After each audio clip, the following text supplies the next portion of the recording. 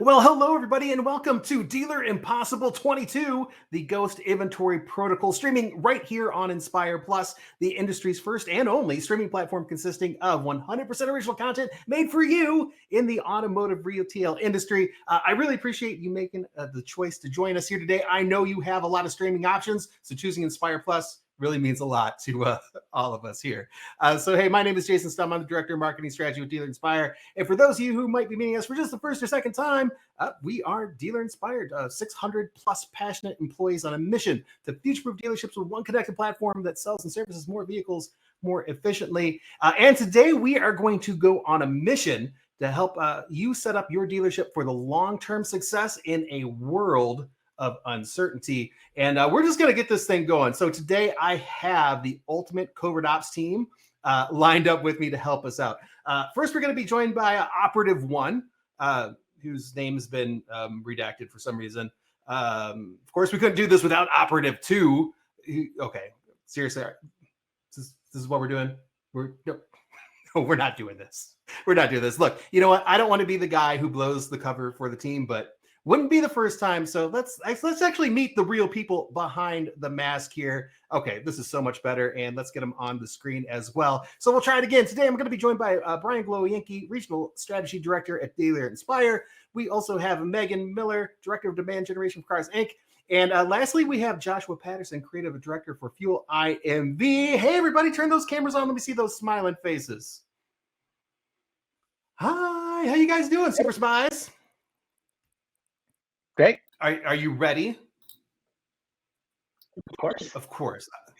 No, I mean, you guys must still be like worried that somebody's gonna notice who you are. You can be excited about this. Let me try it again. Are you ready? Woo! Yeah. Yeah. Oh my gosh.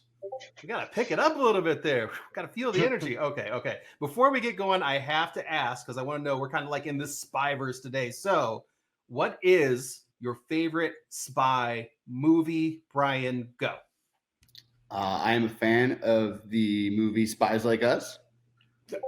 And who is it? That is an awesome movie. What about you, Josh? Spy Hard's probably my favorite. Yes. Spy Hard, Spies Like Us. Megan, favorite spy movie? I have to go with Spy Kids. Spy Kids, a classic, all classics. And it's funny, of all the like James Bond and Mission Impossibles and Bourne movies we could have picked, we went with the ridiculous. And I'm going to keep the ridiculous going because my favorite spy movies are the Austin Powers movies. So we're all in agreement there. So I'll tell you what, stick with me right here for a minute because we got some work to do. And this is really what we're up against. Make no mistake, everybody watching, your work is kind of cut out for you here, because the automotive retail industry intelligent indicators, they are all like in the orange and red. And you don't need to be a super spy to know that things aren't looking so great at the moment. But let's take a look at each one of these to get a better idea of what we're dealing with in the industry. So Brian, inventory levels not looking so good. Give us a little context here, though. What's happening? About 65% since the beginning of 2021, which is just kind of wild to think about. That essentially we're just under 1 million total units available, which is roughly like less than a month's worth of supplies, 24-day turnaround there. No one's predicting any kind of inventory rebound until sometime next year, but even that's kind of up in the air and vague. So you really can't count on having a packed lot in 2022 in order to be successful. We don't know. We just can't forecast that, and we don't know if we will be able to anytime soon. Yeah, and that is totally crazy with that 24-day supply, because it feels like we could like run out of cars. And I read something this morning that it may not be until 2023 till we even start to get to a point where dealerships are regaining that kind of inventory, which makes this even more important. So knowing that inventory is at a premium, how has that affected like the competition and what they're doing in the vehicle acquisition space? Yeah, so lack of inventory has kind of led a lot of dealers across the country to step up their vehicle acquisition efforts in an attempt to kind of gain an unfair advantage over competitors. So at this point, you've either joined the vehicle acquisition fight in full force, or the dealers across the street from you, down the a couple miles away, are snatching up all the rides right from underneath you guys. Yeah, and seriously, by this point in time, if you're not in that vehicle acquisition fight, that means, like Brian said, somebody's probably taking like cars in your backyard to do their dealership instead of you getting them into theirs. You certainly can't be on the sidelines. So, Megan, let's bring you in here. I want to ask you this one since this falls in your wheelhouse. Like the industry disruptors, right? The Vrooms, Carvanas, CarMaxes. What have they been up to since this inventory shortage? So Really took it hold? is definitely threat level midnight, as those big box disruptors are on the move. They are throwing money at the inventory problem. They're trying to dominate every related search term, essentially holding those top ad spots for ransom. So just look at the chart on the screen. Once it became clear toward the end of the spring that inventory was going to be a prolonged issue, the Carvanas, Brooms, CarMaxes of the world started getting super aggressive with their SEM spends. Yeah, without a doubt. And Megan, that like increase in activity from the disruptors, that actually plays a part in the recent decline of dealer loyalty too, doesn't it? Absolutely. The reality is that even your happiest customers are ripe to be stolen by the dealer across the street, or one of the disruptors that are bidding on those top terms. It's more challenging than ever to keep more of your own customers. Yeah, yeah, and without a doubt, if you didn't see the show that they debuted last month on wow, I lost my words already. We're 8 minutes into this thing. So if you didn't see the show that debuted last month on Inspire Plus, how to achieve next level loyalty, I highly recommend you check it out. Discover how you keep more of your own customers. So stream that on demand today over at dealerinspire.com. Now, Josh, let me bring you in here, buddy. The seasonally adjusted annual rate, that's hard to say, so we're just going to call it the SAR. How are Well, we looking there, Jason, sir? we closed out September with 12.2 million SAR. The last time we were in a spot that low, it was 2008. And if you were in the biz then you know that was a pretty tough time. Yeah, and I was in the biz in 2008. That's actually when I got my start. So I remember vividly that being a terrible time to sell cars, but it taught me a lot about selling cars. So overall, Josh, how would you describe everything we just talked about? What is the outlook for the industry right Well, now and in the I mean, future? I suppose all of those leading indicators, they're telling a story that the future outlook overall for the car biz is, I mean, it's hazy. We probably feel a little like our friend Tom here. But while the future may be uncertain, one thing I do know is that isn't a more resilient industry than the automotive retail industry. We've had our collective backs to the wall many times over the years, and each time we found our way out of it. And for the dealers who have had a consistent approach to these challenging times by playing the long game, they come out stronger on the other side of it. Look at how we handled the Great Recession, the onset of the pandemic. We can come out better on the other side of the global chip and inventory shortage too. Absolutely, my man. Absolutely. Well said. And so, really, that's going to be like our mission here, or your mission, should you choose to accept it. How do you fight these powerful forces that are conspiring against you to ruin 2022 and beyond? So, how do you not only come out on top, but are better for it in the long run? So, if you're willing to go on that mission, we are going to be there right there by your side. We got you. You're not going to be alone. So cue the theme song, everybody, because we have what you need to go on a successful mission to win the new year. The first thing we need to do is reinforce your home base, which is your website, to make sure it has the proper foundation to provide an optimized shopping experience that answers all of your customers' most important questions. From there, we're going to show you how to make sure your dealership's brand and online reputation are standing tall, making you a shining beacon of light in these dark and difficult times. Next up, we'll show you how to avoid the shady players that are overpromising on audience size and show you where you can find a real car buying audience. And lastly, we'll give you our best tips to future-proof your follow-up to ensure that you have fewer missed connections over time. And so I am ready just to dive right in. First things first, Brian, we are going to talk about reinforcing home base. What do dealers need to do with their home base in order to ensure that they maximize their traffic for the long haul here? So a couple interesting things we found out during the inventory shortage. So with fewer vehicles available, people are actually expanding how far they're willing to travel in order to increase the available selection that they have to them. So it's actually leading to more dealership website visits, which is kind of contradictory, or so you would think. Now, while people may be searching for vehicles a little bit further than what they're used to doing, the dealership that has the customer's preferred vehicle, right? That's not necessarily the one that they're going to go to. So people are actually making decisions not strictly based on inventory anymore. So let's say the dealer is 2 hours away, has the exact vehicle a shopper's interested in, but you have one that's close to them and you're only 30 minutes away. Do you think that you can win them over if it's clear that your experience is better? Absolutely, right? That's what we provide in the brick and mortars is a in-person experience that a website can't even capture. However, how do we begin conveying that online, right? So that's the mindset you have to take, is that the layups in those days are kind of gone, right? Um, there's no more slam dunks. You have to earn every single visitor, and you want that represented across your website. Yeah, and so with that, there's like really we should be setting up our websites to answer these most important questions to prove that experience, even if you don't have necessarily that exact vehicle. So Brian, there's 5 questions here. Let's start with the first one. What do Yeah. our So viewers need first to be question is, checking why out? should I buy from you?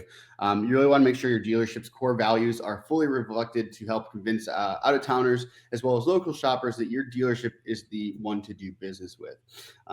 I think shoppers understand the inventory situation to a certain extent and realize they may not be able to get the exact vehicle they're looking for. So you lean into your experience and show people why they should buy from you. Right. And really, there's no better place than to start with an about us section. Believe it or not, this is your chance to tell the story of your dealership. You know, the history of your involvement with the community, what makes you special, what makes you unique, how you're involved with local charities and things like that. The faces, the names, imagery, all that go into your dealership brand. It may sound crazy, but as far as I'm concerned, your About Us page should be the most customized page on your website, right? Everyone thinks that it's going to be the home page, but actually, if people are trying to understand your business, they're not really just looking for images of vehicles or the physical location. They want to know more about who you are. So tell your story there. And that's a great point, Brian. And for the record, I don't think you're crazy. Well, at least about this. I think you're crazy in other areas, but just not there. So this is a huge opportunity with that About Us page to tell that dealership story in your own words. So mark that down, Spy Kids.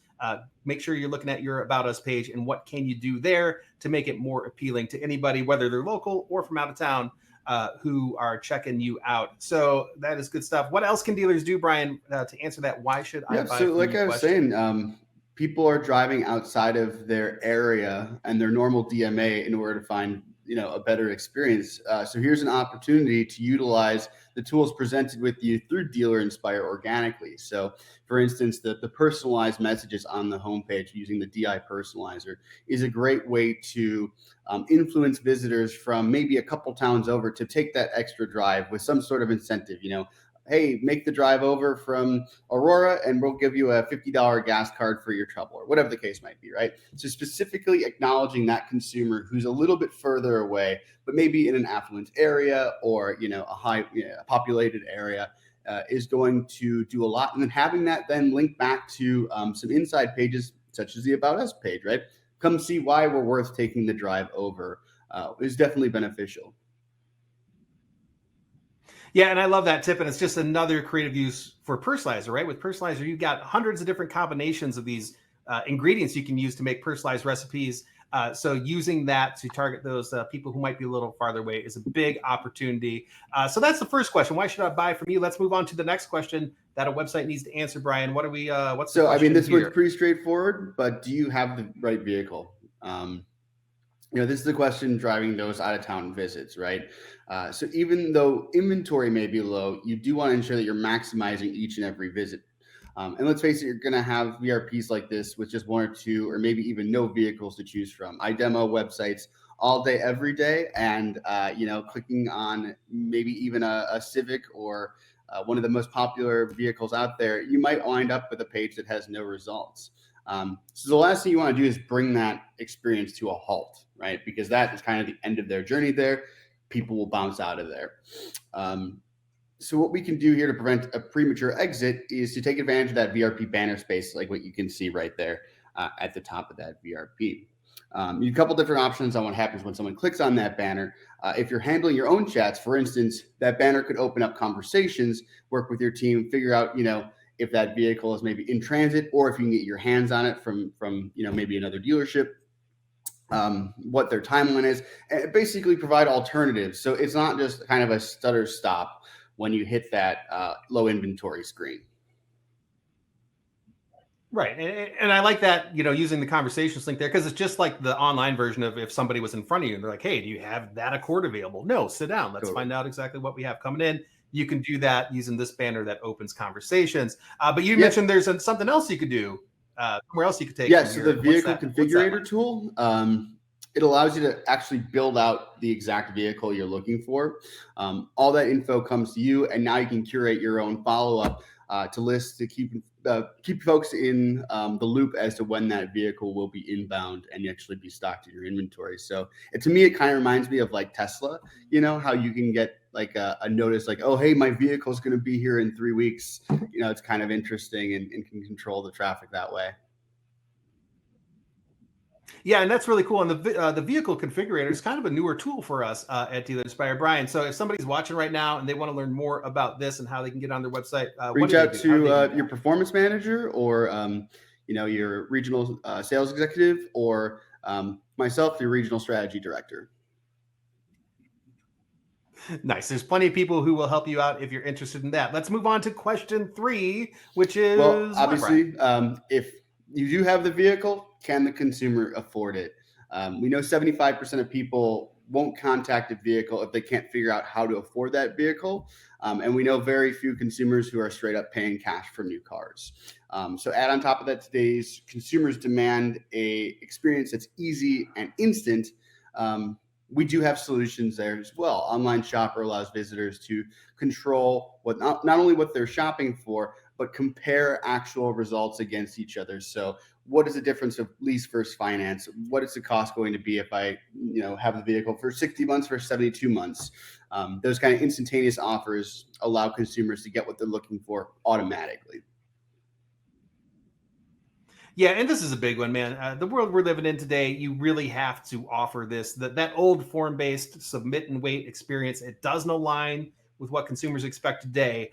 So what else can dealers do here to help shoppers answer, can I afford it, on their website? What you guys have the capability of doing is utilizing the back end of Online Shopper, which is called Automatic, which allows you to engage with customers not only quickly, but fully almost on the same playing field. You know what I'm saying? So they know what's going on, you know what's going on, and you're no longer having a game of poker where you can't see their hand, they can't see yours. It's an open and honest and transparent buying experience, which, you know, customers have been looking for a very long time.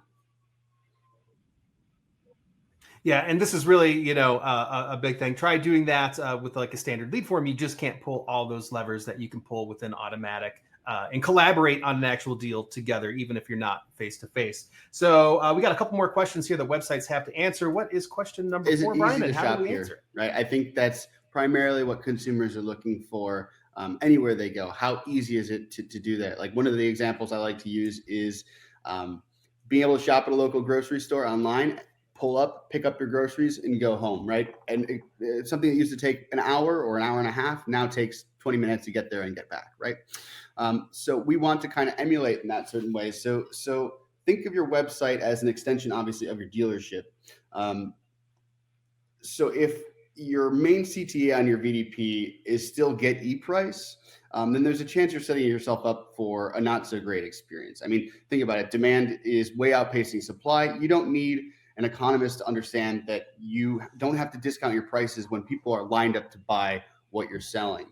So with that in mind, ask yourself what the psychology behind the phrase get e-price means. It's meant to imply to your visitor that there's a better price available than the one they're looking at. And if they want to see what that better price is, then they just click or tap that button and then they'll get it. But there's 2 things wrong with that exact scenario. So one, we just talked about how those form-based, you know, submit and wait experiences don't line up with modern consumer behavior, excuse me. And 2, if you're going to discount that vehicle because of supply and demand, why do you want your main CTA suggesting that there's a better price? So clear your VDP out of all those types of CTAs and streamline the path to conversion. So like another great way is through utilizing Online Shopper or conversations, which not only take that experience and put it directly in the hands of a dealership, right? But in a way changes the standard lead form into a more immersive experience. Yeah, and I like that a lot. What else can dealers do to make sure that experience it's easy? I that can't shopping experience is reiterate easy? enough. Get rid of get e-price. Like first and foremost, get that off your site. There's also some opportunities to replace other traditional CTAs that do something better than lead folks to a form. I think kind of what you're going to be picking up on here is that we need to establish that the lead form that we've been kind of accustomed to for the last 15 years is just dead and buried. The main one being replace your value your trade CTA with a code bit that opens conversations and begins an automated trade and evaluation experience, right? It's a very simple and easy to use operation. You can do it on your cell phone or your mobile, or your desktop or your laptop, whatever. It gives your customers instant results, right? Again, reiterating what I said before, instantaneous results are what people are looking for right now. Yeah, and the great thing about like having these trade-in evaluations take place within a friendly chat experience is that once that value is given, you as the dealership actually have the chance to jump in there and continue that conversation, which obviously is something you can't do with a form. I will take a pause here real quick to say that over on Inspire Plus, we have a show called Advanced Vehicle Acquisition Strategies, where we take a deep dive into all the things you can do to create the ultimate trade-in machine on your website. So be sure at some point in time to check that out. Stream it on demand over on dealerinspire.com. So now let's move it on to the last question a dealer's website needs to answer. Brian, what is who can help me out, right? And salespeople love to talk about themselves, right? They love to kind of get the word out about why they're the best or why they deserve to have your business. So showcase that. There's a huge opportunity that exists at your dealership to answer your own chats, right? Up on the screen here, you can see that there's some questions customers asked yesterday. People aren't using chat to ask when you're open or where you're located. They can figure that out easily through a basic Google search. They're asking real buying and selling questions at the dealership, and you guys are the best equipped to answer that. If you're only using chat as a lead gen tool and not as a customer service tool, you're missing out on so much, not only business, but abilities to create relationships with future customers. Yeah, and let me read it. When Brian said yesterday, that's literally yesterday. It took all of 2 minutes to see these questions being asked across the conversations ecosystem there. Real buying and selling questions all the time. And, you know, for our clients, like only 20% of our conversations clients are managing their own chat during business hours. So if you're able to take your chat back, that's like a super easy way to get the edge over other dealers in your area who are still relying on an outside service to take a message so that the dealer can call them back later. So how else, Brian, can a dealer answer that? Who can help me out question? You can actually show it, right? On your website, who exactly can help you out. So believe it or not, like 98% of shoppers want to choose their salesperson before heading into the dealership. If you think about like when you bought your house or your condo or your apartment, right? You chose your realtor. One wasn't assigned to you when you walked into the real estate agency or when you were online. You found your realtor that you wanted to work with. Buying a car should be no different. One of the great integrations, that we have here at Dealer Inspire is the ability to partner with DealerRater and showcase your top salespeople right there in the review section or on your VDP or a staff page or even an About Us page, right? Which is free, right? By the way, you don't have to spend anything if you're both a Dealer Inspire and a DealerRater customer. We just kind of put the two together. So this gives the shopper the ability to select the salesperson at the dealership that they like to work with. And I can tell you that salespeople love these leads because when they get one, it means someone actually picked them, and who doesn't like being picked, right? Aside from that, Salesperson Connect leads have a 2.5 times higher close rate than standard lead form submissions, which is absolutely killer, right?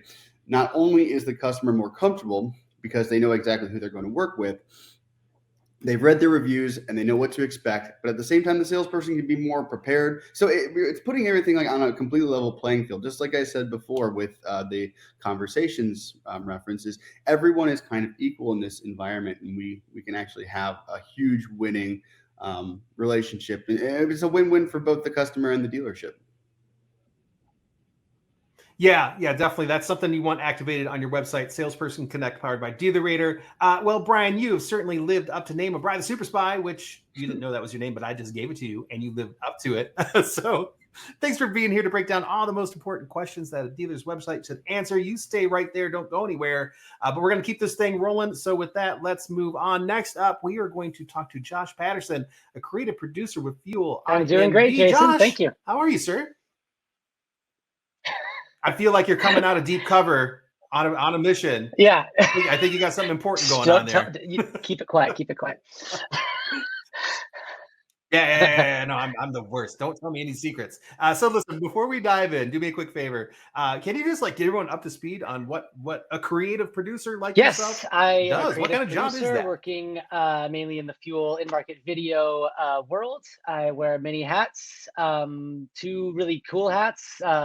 One is I have one-on-one with dealers, and I build successful video advertising creative from the ground up with them. We have chats, and we make custom creative that fits their needs exactly. And I also write and produce all of the library creative you can find in the fuel video library that dealers can use from month to month. Wow, so that's pretty impressive. You essentially have your fingerprints all over the creative ideas that dealers are coming up with to put their messages out there, which is great. Which what makes you the perfect spy to tackle this next subject of how to polish your brand's reputation. So let's keep this rolling. How do our viewers, make their reputation shine Yes. during these Well, dark, to dark start, times? let's go back to what Brian was talking about a few minutes ago when it comes to like reinforcing your home base and the big question, why should I buy from you? The why buy question. I mean, you look at the core brand values and your USPs that you're projecting to your customer base. Free coffee, free Wi-Fi. That kind of USB is expected at this point. You could even say it's like outdated. Messages like, we have the largest inventory in the state don't make a lot of sense in today's environment.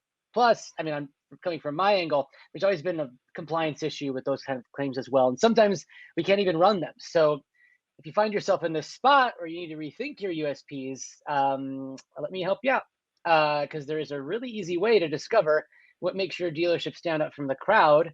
And all you have to do is take a look at your online reviews. It's probably not going to take you a while to find like the common themes and stories your customers are sharing. On the screen here, real life examples of recent reviews for one of our clients: patient, honest, transparent, quick and easy, knowledgeable, professional, friendly. These are all great adjectives that you can really lean into when you're branding your website and in your marketing materials. Yeah, and I love this tip so much, Josh, because it's like real people saying real things about your dealership, giving you like the clues you need to develop your brand message, which is really nice. Now, speaking of reviews, they play a big role in proving your why buy message. It's a good What kind of question. insights can you share with us there, If my you friend? really want to make the best impression with shoppers both within and outside your market, I mean, your online reviews are they're the way to go. But we have to realize there's a huge opportunity for dealers beyond Google reviews, where shoppers can glean more and I might say better info about your dealership. Uh, but obviously, that's not to say Google isn't important. Obviously, it is. But 44% of Google reviews only have 10 or fewer words, and a full third of Google reviews just have stars and no words at all. And I don't know about you, but when I'm like shopping around for anything on any platform, I'm not just looking at the star ratings. I want to dive deep, discover what people are actually saying about the product, service, or business. And I bet you all do too.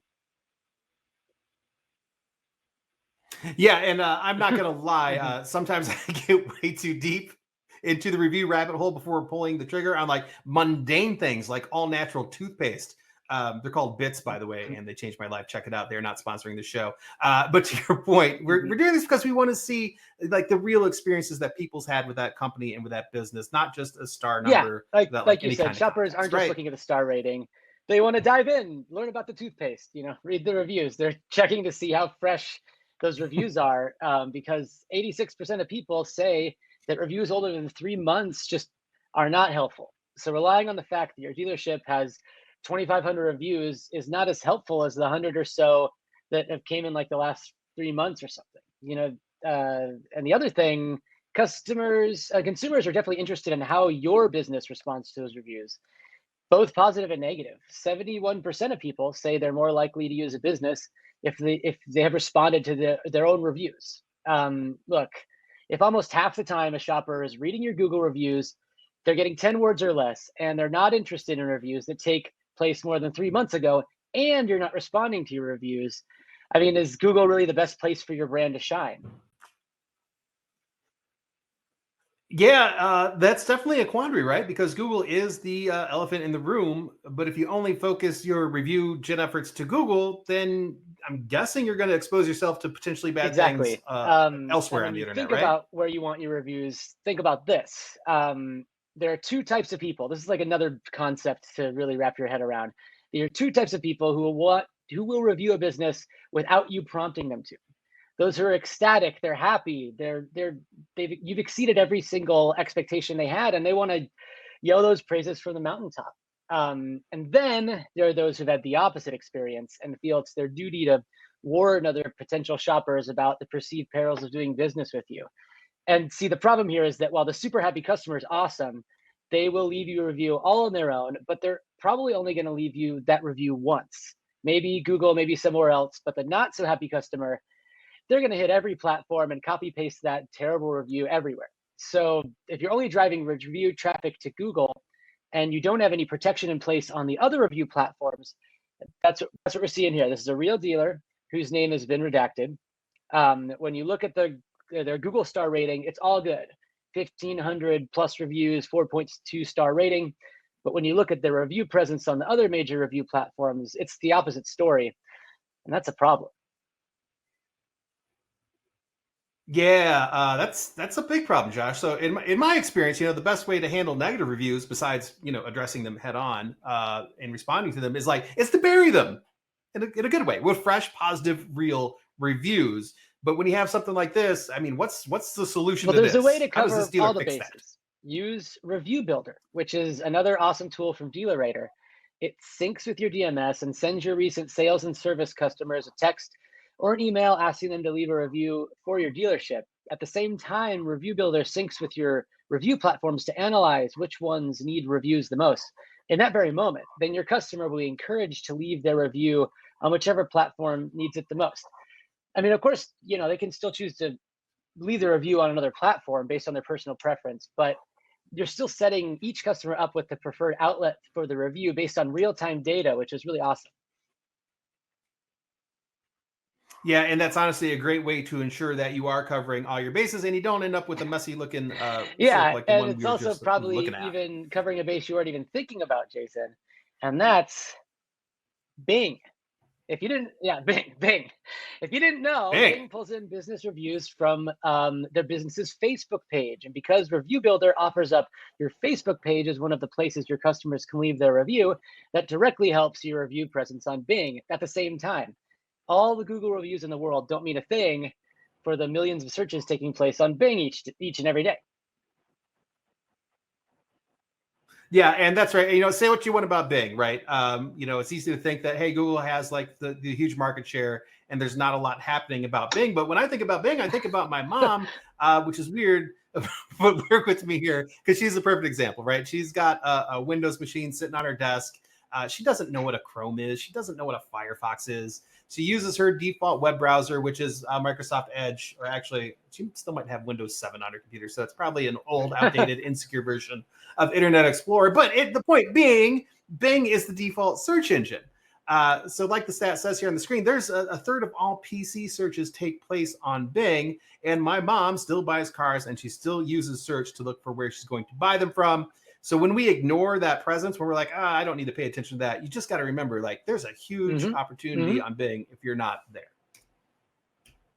So the end game, what is our end game, my friend, when it comes to is to have a well-balanced review diet? Because when you're able to do that, your presence in the search engine results will look way more consistent. Super important. As people are exploring dealerships farther out than they may have previously to try and find that car that no one else has, it's not unreasonable to think that long distance shoppers will be doing more thorough research before deciding whether to contact you or not. So having that well-balanced review diet in the organic search, it's going to go a long way to prove that you're worth the visit, you're worth that trip.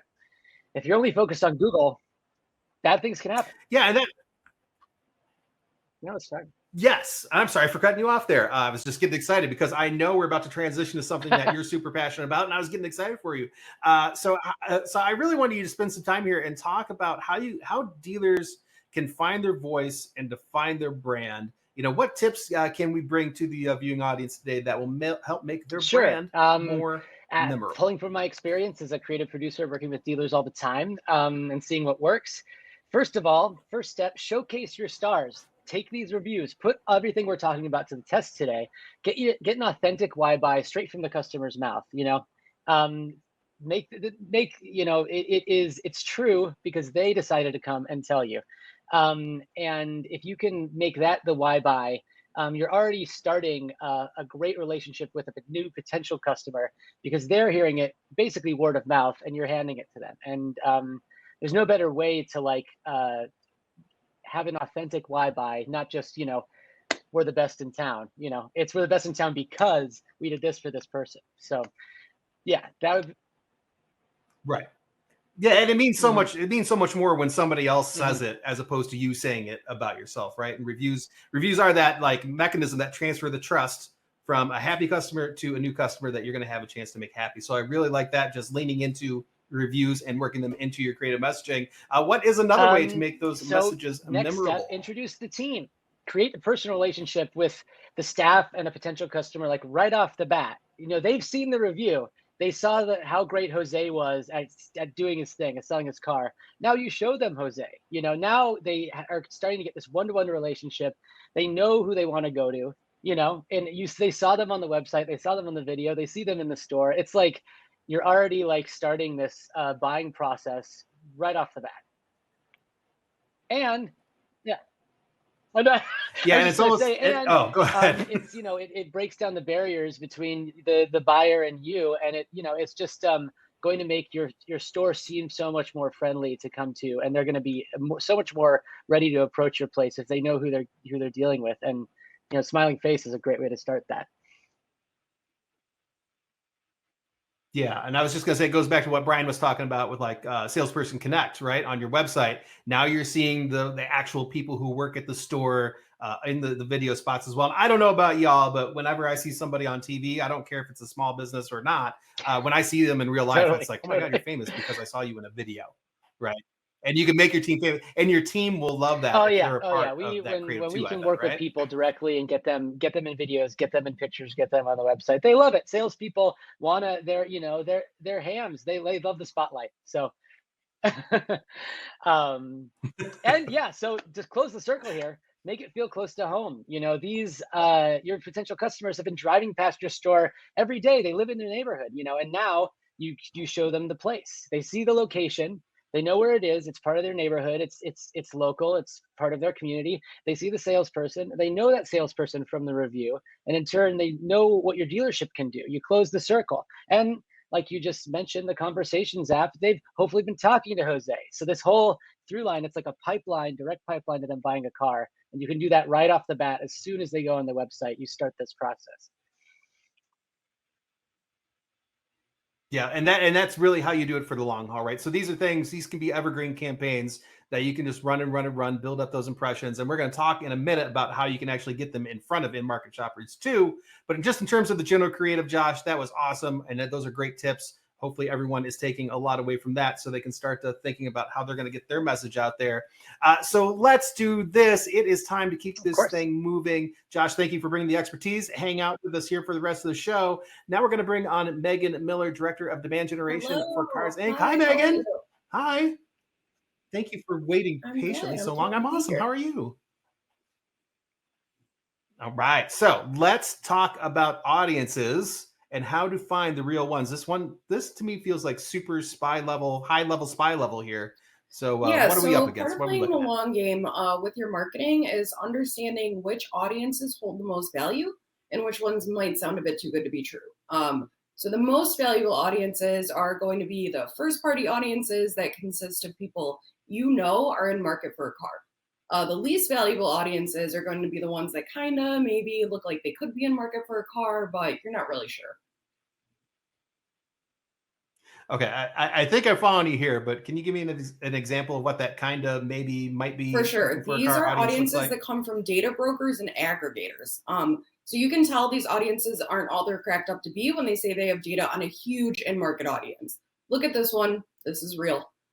This is a claim from one data provider who's saying that they have data that'll allow you to target 136 million in market shoppers. 136 million. Does something seem off here? Remember back at the beginning of the show when Josh talked about the current SAR being only at 12.2 million? So if the average shopper is in market for 90 days, that means there are maybe only 3 million in market shoppers active at any given time. Yeah, yeah, that's funny how simple math works, isn't it? 136 million? There's no way that could be a thing. So, all right. So this happens. We know this happens, but what's the play here for finding that real Audience-based in-market audience, targeting Megan? is a lot more nuanced than it's given credit for. I think a lot of times dealers just accept what's presented to them. Maybe they don't have the knowledge they need to identify what some of these companies use to loosely define customers as in-market. So definitely always start with your pure in-market audiences and scale up from there. Yeah, okay. I'm picking up what you're putting down there. So let's walk through this a little bit and talk about the most valuable audiences first and where dealers should be Okay, focusing. so when their it comes to attention. implementing a long-term marketing strategy, there isn't a more powerful data set than your first-party data. That comes from your CRM and DMS. These are your customers that you earned. You know them and they know you. So the first thing you should be doing is taking advantage of that data and using it to power your email, search, social advertising campaigns. If you watched our show last month on customer loyalty, then you already know just how powerful your campaigns can be when powered by your own data. Yeah, and you definitely want to check that out. That is how to achieve next level loyalty over on Inspire Plus. But Megan, you're here, we're here, everyone's here right now. So let's give a couple of examples on how a dealer's first party data can be used. Well, in if you're couple of these not ad already campaigns. using your own first party data in your search campaigns, you definitely need to start doing it. It's a super easy way to make sure you're staying in front of your own customers. When you ingest this data into your Google SEM campaigns, for example, and Google recognizes that the person searching is a part of that audience, a bid adjustment is applied in real time to ensure that your dealership is taking the top ad position and serving ad copy that's very specific to their history with your dealership.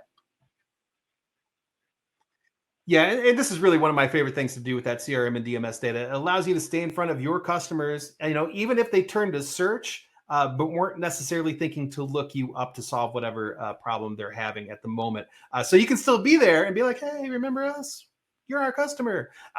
So that's a great example. What else can dealers do with their own So first party another data in place to their use your own campaigns? data is within your social media campaigns. Whether you're creating custom audiences based on lease maturity to spur shopping activity, or creating an audience based on the length of their ownership in a vehicle acquisition campaign, you can keep your customers engaged with your brand on the places where they spend a lot of their time online. This is especially important since Facebook removed their in-platform, in-market audience segments. Yeah, and again, this is another one that I love because you're meeting your customers in their newsfeed with a message that's like tailored to their current vehicular situation, which is awesome. And then you're able to deliver like the right message to the right person at the right time on the right device. It's almost like I magic. Is think that so. magic? I'm pretty sure it's magic. Yeah. Yeah. Okay. So here's the conundrum. Here's the conundrum, though. As good as that first party data is, by definition, it's going to be limited because it's only the people you've had the pleasure to sell or service a car with. So we need to scale. And in order to scale, we got to do it smart. So what's the next best source to tap into after All our right, dealer's so first your party data? first party data is not going to help you acquire new customers. The next most valuable audience is going to be a trusted partner like cars.com. Why is this data so powerful? Because if someone is on cars.com, there's no doubt about what they're there to do. And it's not shopping for a toaster. They're shopping for a car, right? I think we all understand that. But you can do it, but you can do with it outside of your vehicle listing package. But when it comes to that audience data, there's actually so much more you can do with it outside of your vehicle listing package. You actually can harness the pure in-market audience to power your marketing campaigns across multiple channels.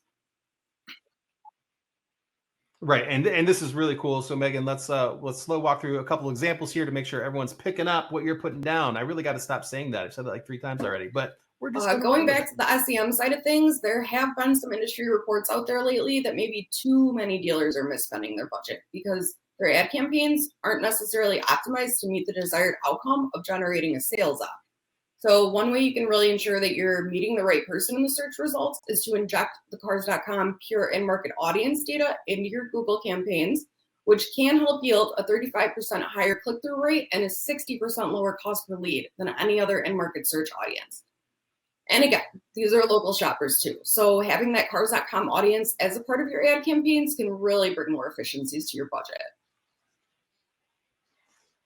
Yeah, and better engagement and lower cost per lead. What's not to like about that? What else can we do Well, with this since you already data, have your Megan? social campaigns running using your first party data to stay connected with your own shoppers, the next step is to find even more shoppers in your area. While you could rely on a third-party data provider, you can actually be even more precise with your targeting by using the 100% pure in-market audience of Cars.com to power your social campaigns. Remember, Cars is just the data provider here. These are your ads from your Facebook page with all the taps and clicks going directly to your website. It's honestly the most efficient way to reach real buyers that you don't already have a relationship with in your area. Not only is the Cars.com powered in-market audience almost twice the size than what Facebook's native segment was, we also see 2 times the social traffic driven to dealers' websites that is twice as likely to buy compared to other traffic sources. Yeah, and it's interesting, Megan, when you see that kind of performance in terms of traffic driven to websites and then more likely to buy. I think that just speaks to the self that because this is a pure market audience, it just goes to show that some of those old in market segments that Facebook had maybe weren't all they were cracked up to be in terms of actually being in market. Definitely. Would that be fair to say?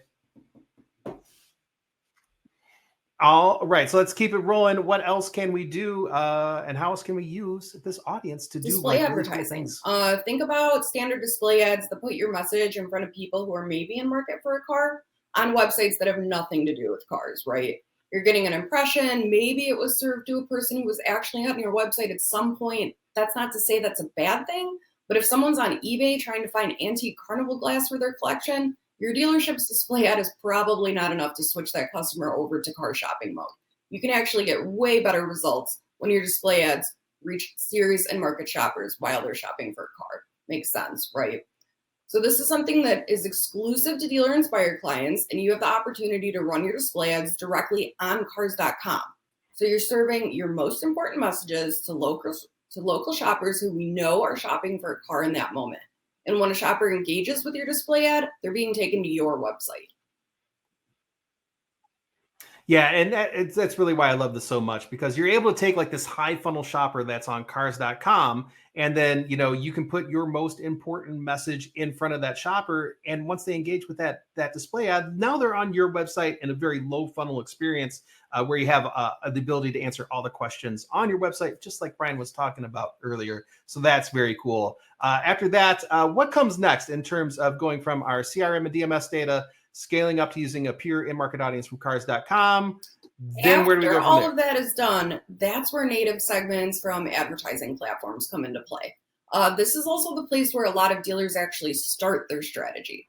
So again, we're not saying it's a bad thing. We're just saying that those audiences should be used to scale beyond your more valuable first-party audiences. Does that make sense?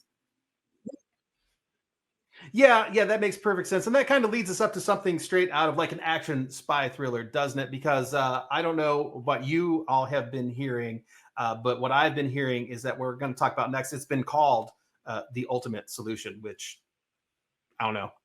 It's crazy. So Megan, the ultimate solution, what is it? What are we talking in about? market video, and it's the solution that allows you to take your brand message that Josh walked you through earlier and combine that with the pure in market audience from Cars.com. Josh. Okay, wait a second. I think Josh is a double agent. Yeah. We got a double agent in our midst. Wait for you to rip the mask off. So Josh, not only you mentioned it, you teased it earlier, you are a creative producer, you're helping dealers find their voice and put these messages together, but you're also getting them onto the Fuel in-market video platform. Break it down. How does this platform change the game, and why is it the ultimate solution it basically for is everybody kind of who's like checking us out right taking now? all the elements we've talked about today and like finding a way to use them all at the same time. Like Megan was talking about, potential customer goes to Cars looking for cars, and so we know they are in the market for a vehicle. They're not just, looking around the web. And after they've gone on Cars, we know that they can be entered into this market. And so we will start to, tell that story that I was talking about before, and we'll show it to them really organically. It's just going to start to show up on their news feed.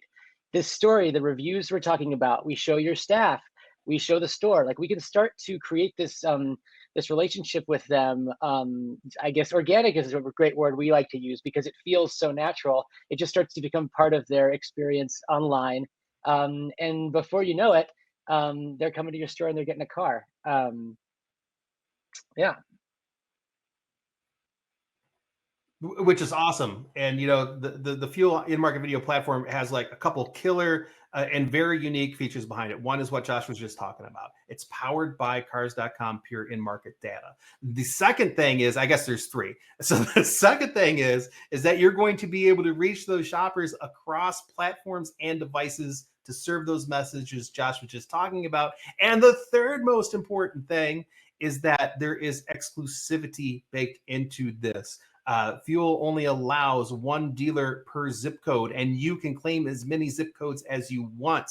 So you can literally dominate this audience with just your message and have 100% coverage within those zip codes. Josh, I know as you work with dealers, have you been seeing any interesting zip code strategies in play? I think that as dealers start especially snatching them up? early adopters, these dealers are taking over. And I mean, it addresses another question we talked about way at the beginning of this, which we haven't really, we've talked about ways to use your website for it, but say you have a, potential group of customers that are a little farther away, maybe closer to another dealership, but you can grab that zip. You can start advertising directly to them. That's a way to, to combat this. Like, they're an hour away, start showing them the advertising creative over there, and they're going to want to drive over to you because they already know your store, they know your staff, they know you're great. It's just a great solution to that problem. Yeah, and there isn't a better way to own those areas, whether it's your own backyard or the dealer or the area 100 miles away, and take people from those competitors. That is all awesome. Megan, thank you so much for joining us here to talk about our audiences and where to find real ones. Let's keep it moving here. Let's close it out. And you know what? I will be the super spy who talks about how we future-proof your follow-up. So stick with me here, because this is the last piece of that long-term puzzle, and it's like super duper important. So you set up your home base to build value and convert. You've polished your brand and your online reputation to encourage shopping activity. You've identified and prioritized the proper audiences to market to. So when you've done all that, you know what you're going to get? You are going to get more sales opportunities, more opportunities from your modern retailing tool like Online Shopper, more trade-in opportunities, more opportunities from the chats that you're now handling in-house. You get the picture. There's going to be more. But the most crucial piece of that puzzle is the piece that takes a shopper from an opportunity to a sale. It's how you follow up with those customers that you're not able to help in the moment. And look, I get it. Your team still might be required to pick up the phone for that very first attempt to make content. Now, just remember this. 94% of people won't answer the phone if they don't know who's calling them, which is just bonkers, because like our phones these days, the thing we use them for the least anymore is actually talking on the phone. So right there, that should tell you that maybe talking on the phone or making the phone call first isn't the most prudent move. But look, if you're going to call, if you're a dealer who's still like, you have to make the phone call first, that's cool. I get it. But do me a favor. As soon as we're done here, I want you to go to caller-id-test.com. And then I want you to get all the outbound phone numbers that are attached to the phones that your BDC reps and your salespeople use when they're calling their customers. And I want you to put those phone numbers into caller-id-test.com and see what shows up as the caller ID, because there's a chance that they don't have a proper caller ID set up. A lot of times this happens where like your main line will have a proper caller ID, but all the other 100 other lines don't have a caller ID set up. So you just do this real quick check and make sure that when you do call, you're actually showing up on somebody's phone as your dealership and not just city, state. That way, you're at least giving yourself a better chance to have somebody answer the phone. But calling aside, what we've been recommending all our clients do for a long time now is to use text messaging as your initial outreach. It's going to be way more effective than a phone call and leaving a voicemail. And it really is. It's interesting how consumer behavior has changed the past 5 years, but especially since the pandemic.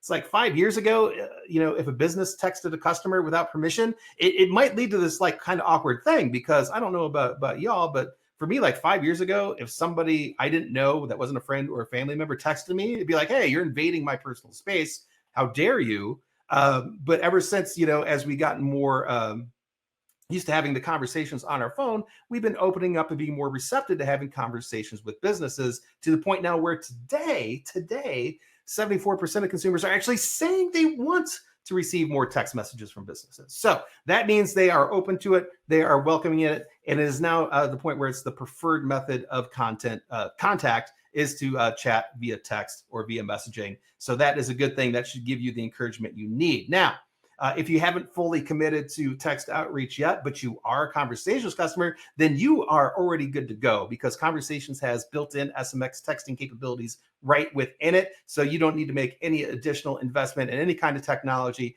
in order to start following up with your customers via text today, because you can do it all right from Conversations. Something else we talked about earlier, which is what Brian covered, and how Automatic, which is the back-end dealer interface for online shopper, how you can virtually desk deals. Well, guess what you can do with Automatic? It has built-in text messaging as well, where you're able to reach out to customers on a one-to-one basis, or actually send out a mass text to your customers within Automatic as well, again, to send messages and keep customers engaged that way. So here's what we always advise our clients to do when they are using Automatic, and when you should send a text. You should definitely send a text when you update the payment details on any vehicle in their digital garage. You should send them a text anytime you adjust the value of the trade-in. Like if you want to bump the trade up $500 and that changes the total monthly payment, send them a text and let them know. Because with Automatic, you can include magic links within your text messages that get people right back into their digital garage to instantly get them shopping on your website again. Automatic lets you also add vehicles to consider that a customer wasn't initially looking at. If you add if you add a vehicle to the customer's garage, send them a text, send them a magic link. If you have new incentives that change the payments on the vehicles, send them a text with that magic link. Or if you just have some leads that just kind of fallen off, they started with online shopper, you haven't made any progress, again, send them a text, include a link back to the garage, and re-engage them in that shopping experience. There's plenty of good reasons to send a text beyond just kind of a mass spammy way. You can always have a good reason behind it to keep that engagement going. And there it is. We did it. And you can tell I'm losing my voice because I've been talking too much. I hope everybody was taking notes. I hope all you super spies watching were taking some screenshots to take it back to your team to provide extra intelligence. Let's just review this one last time, everybody. Step one, you're going to reinforce home base. You're going to make sure your website is prepared to answer the most important questions. You're going to polish your brand's rep to make sure your dealership's online reputation is consistent and visual and visible across all review platforms. You're going to find the real audience, utilize your first party data, and then utilize that pure in-market data from cars.com. And then you're going to future-proof your follow-up. We're going to make sure that you're showing up right on the phones and then using text messages wherever you can. I would be remiss if I didn't thank the greatest covert ops team in the whole wide world for making the time to join me here today. So Megan Miller, Josh Patterson, Brian Glowanke, thank you. You guys did awesome. How do you feel? Mission accomplished. There it is. Mission accomplished. And I also wanted to thank, who else do I need to thank here? I need to thank the person who advances the slides. Is who I need to thank. Oh, that was me. Jason, you did a great job of moving through the slides there. And thank you guys for attending the webinar today. I appreciate it so much, but apparently we got to go or something very terrible is going to happen. So go. No, don't go. Or go. I don't know what's going to happen. 3, 2, 1.